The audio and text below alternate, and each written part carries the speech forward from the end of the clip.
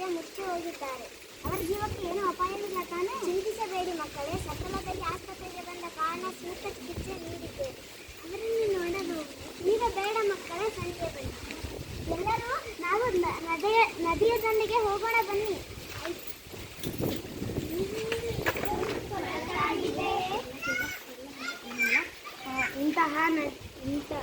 ಇಂಥ ಈ ನೀರು ಅವರೇ ಕೇಳಿದರು.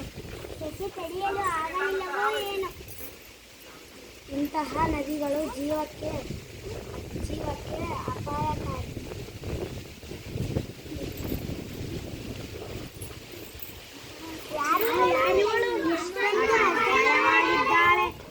ನಾನು ಜಲದೇವತೆ ಮಕ್ಕಳೇ. ಏಕೆ ನಾನು ನಿಮಗೇನು ಮಾಡಿರುವೆ? ನನ್ನಿಂದ ನೀವು ಹಲವು ಪ್ರಯತ್ನ ತಿಳಿದಿಲ್ಲವೇ? ಎಲ್ಲ ಸಾರಿ ಆದರೆ ಹಲಿಸಿತ ಕಂಡಿದ್ದೀವಿ.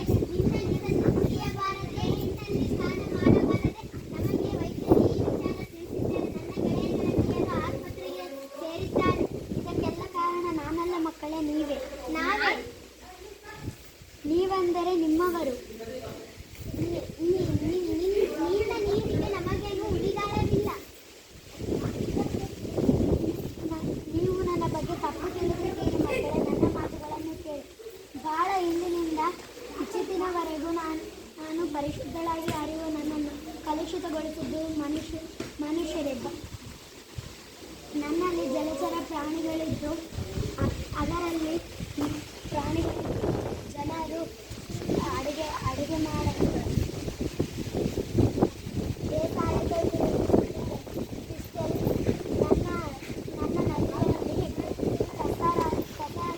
ಕಸದ ಗೊಬ್ಬರ ಹಾಕಿದರೆ ನಾನು ಹೇಗಿರಲಿ? ನೀನು ಹೇಳುವುದಾದರೂ ಏನು? ನಾನು ಹೇಳುವುದು ಇಷ್ಟೇ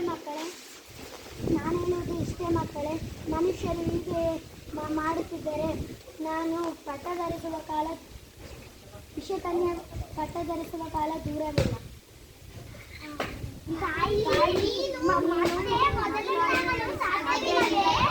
ಇದೇ ಮಕ್ಕಳೇ, ನನ್ನ ಮೇಲಾಗುತ್ತಿರುವ ದೌರ್ಜನ್ಯ ಸಂಪೂರ್ಣವಾಗಿ ನಿಲ್ಲಬೇಕು.